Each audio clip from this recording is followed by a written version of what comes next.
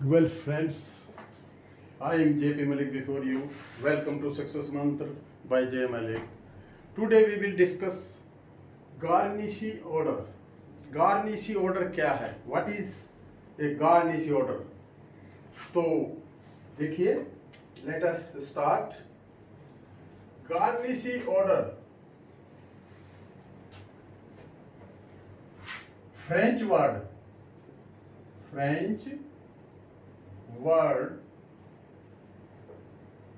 garnir, garnir से बना है, जिसका मीनिंग है टू वार्न, चेतावनी देना, टू वार्न, और टू प्रिपेयर भी होता है इसी का मीन।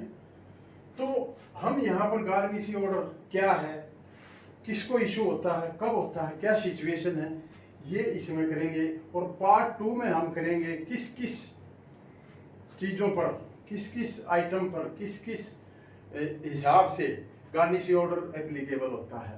तो आइए पहले समझें कि गार्निशी ऑर्डर है क्या।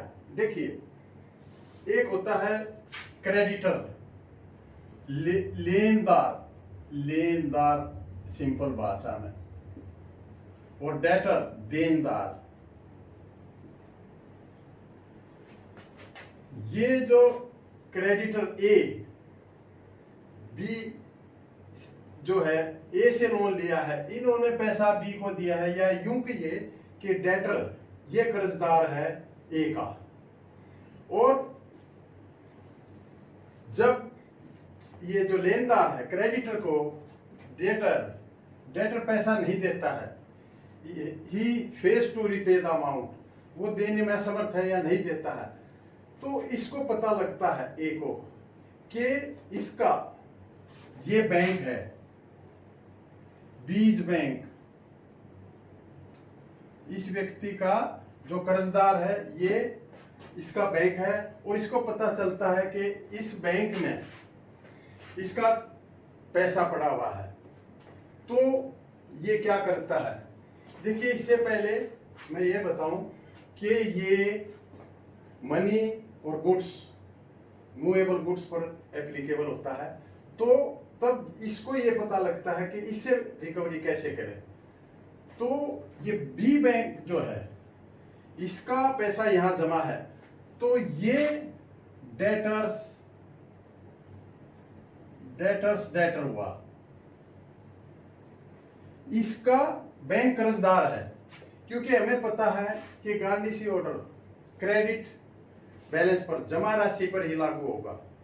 अगर ओडी अकाउंट है और उसमें लिमिट है और लिमिट अवेल नहीं की है, तो वहां गार्निशी ऑर्डर नहीं एप्लीकेबल है। तो ये तो मैं अगले उसमें बताऊंगा, लेकिन ये प्रक्रिया समझिए कि ये ए क्या करता है, ए बी से रिकवरी करने के लिए उसको पता करता है कि इसका बैंक में पैसा है। तो ये जो लेनदार है ये कोर्ट जाता है, applies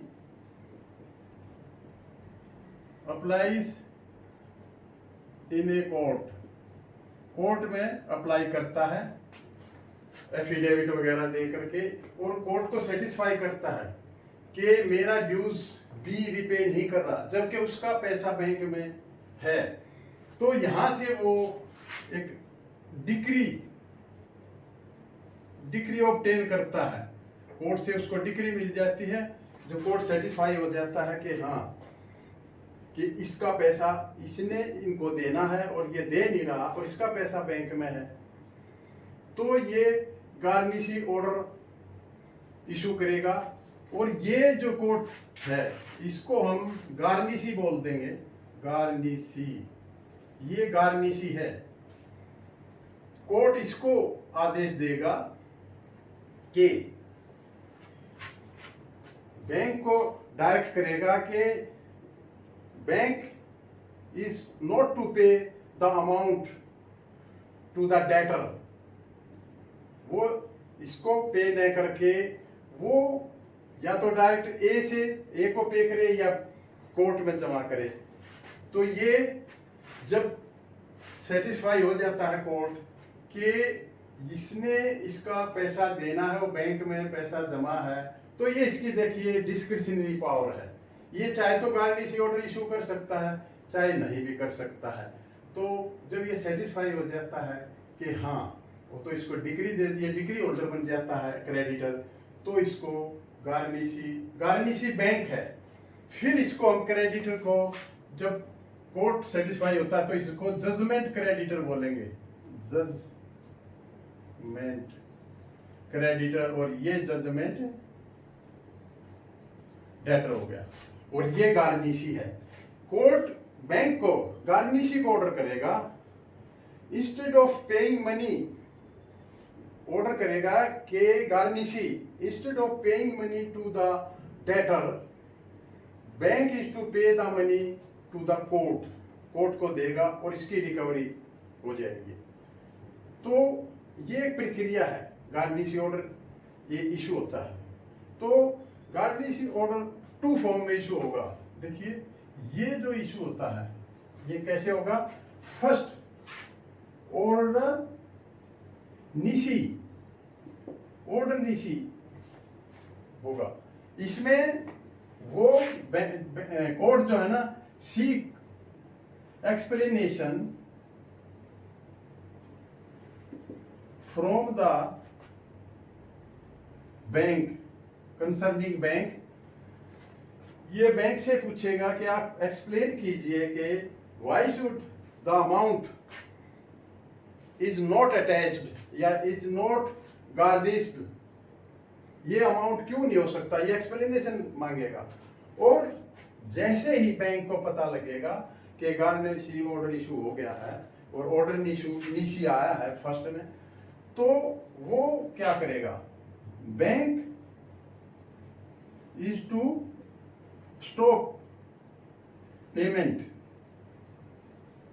to the debtor, judgment debtor, ये जो जजमेंट डेटर है इसकी पेमेंट स्टॉप करेगा और इस अकाउंट को, जहां पर जिस अकाउंट को जो बताया गया है उसको फ्रीज किया जाएगा। इसमें देखिए क्या करेगा बैंक, नोटिस टू बैंक का जो काम, bank to notice to judgment debtor, इसको नोटिस देना पड़ेगा बैंक को, क्योंकि अगर किसी कारण से कोई उसका चेक डिसऑनर हुआ, बाउंस हुआ, तो bank will be held liable. So उसको बैंक को नोटिस देना पड़ेगा, कोर्ट को नोटिस देने की जरूरत नहीं है।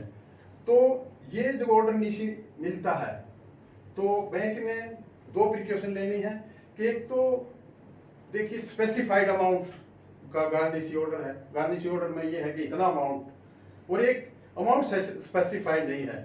तो अगर अमाउंट स्पेसिफाइड नहीं है तो जो अकाउंट है वो टोटली फ्रीज करना पड़ेगा, और अगर स्पेसिफाइड अमाउंट है तो उतना अमाउंट किसी दूसरे अकाउंट में ट्रांसफर किया जाएगा उस बैलेंस अमाउंट के बराबर।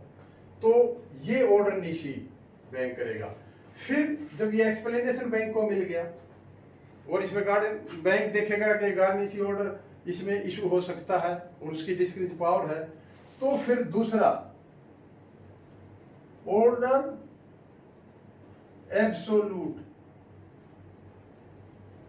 ये ऑर्डर कोर्ट से आएगा, इसमें अकाउंट अटैच हो जाएगा और जो पैसा है वो बैंक को डायरेक्ट करेगा कोर्ट कि वो पैसा कोर्ट में जमा किया जाए, या दोनों की सहमति से, क्रेडिटर, जजमेंट क्रेडिटर और जजमेंट डेटर की सहमति से ये जजमेंट डेटर जजमेंट क्रेडिटर को भी पे कर सकता है।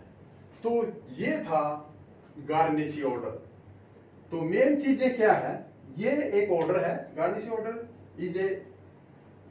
Is an order for attachment of account maintaining by judgment debtor in a bank which is called garnishee. तो ये गार्निशी है, ये जजमेंट डेटर है, ये जजमेंट क्रेडिटर है, और इसकी इस तरह ये रिकवरी हो जाएगी। तो ये था garnishee order. I think you have understood my point. तो नेक्स्ट पार्ट 2 में हम बताएंगे कि क्या क्या किन किन सिचुएशन में गार्निशी ऑर्डर एप्लीकेबल होता है। तो best of luck, have a nice day, thank you.